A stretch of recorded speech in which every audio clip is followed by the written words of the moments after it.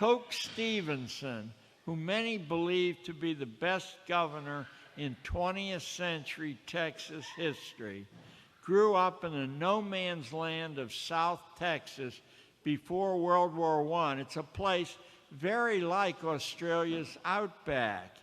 Coke had a one-man overland freight business taking cattle and goods to and from a railhead 90 miles away, fording 3 rivers through Bandito country. If you need models to understand open source, Governor Coke Stevenson's a good one.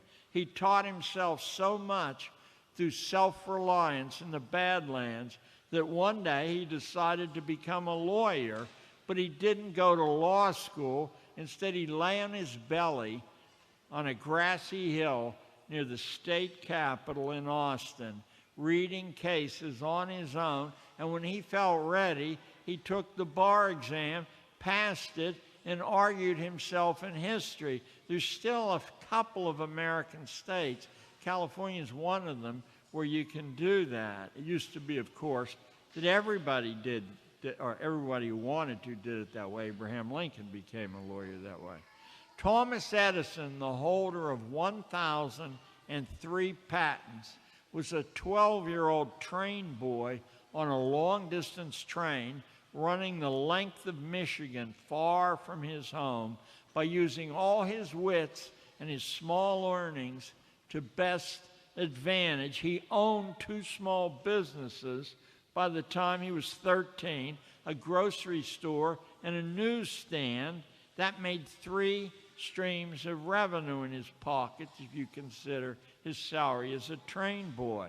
At 16, he was publishing a newspaper, carrying up-to-the-minute news of Civil War battles using the train company's telegraph. The London Times called it the first journal ever printed on a train in motion. He eventually became patron saint of the electric light, electric power, and music on demand, the phonograph. As for a college degree, Edison pronounced it, I quote, a meaningless credential.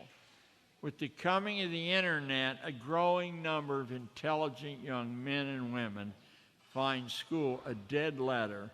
By contrast with school, the net offers uncontrolled access to uncontrolled information. Let me give you just one example of that. There's a wonderful new book out in the States called The Cigarette Century. I mean, it's as thick as a telephone directory, and it's the inside scoop on the tobacco industry. But in the beginning of the book, the author says that he had given up trying to get any inside information because the tobacco industry wouldn't cooperate, and he was going to cut and paste from newspaper articles. Then someone told him, I clear my throat, that on the internet there were 40 million pages of private tobacco company documents that had been forced to light in the discovery process in court trials, and he went there. It would have taken him 40 lifetimes. That's probably why the book's so thick. In such a climate as now exists, privileged information melts like ice in the sun. Education thrives, but formulaic schooling is a dead man walking. The reason we force school is wrapped up in invisible assumptions that important people hold about ordinary people. It would take a long, long speech to tease out all the strands, but the main themes are easy enough to see, and they're very, very important for you to know. In every age, the powerful are convinced that ordinary people, particularly their children, are dangerous and have to be controlled. I'm going to give you a few examples of this, but I guarantee you, if you had 6 hours, I could give you example after example. In 1535, John Calvin wrote that the great mass of people were damned before birth by God, and nothing could redeem them. Forget sin and redemption.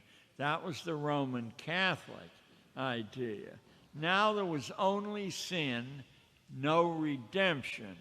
And Calvin was a lawyer, so in this enormous book, the last edition published in 1535, which I'll bet would be in a library in Brisbane, he nails it down just exactly what the damned are capable of, and they overwhelm the saved, and no amount of good deeds can convert you from one to the other. No amount of prayer, nothing can change your destiny if you're damned. What then to do with these sinners who greatly outnumbered the saved?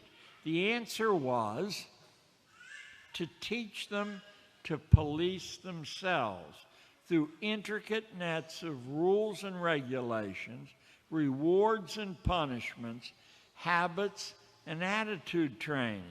In this fashion, the damned can be alienated from themselves and from their natural allies. Calvin had, of course, invented familiar institutional schooling.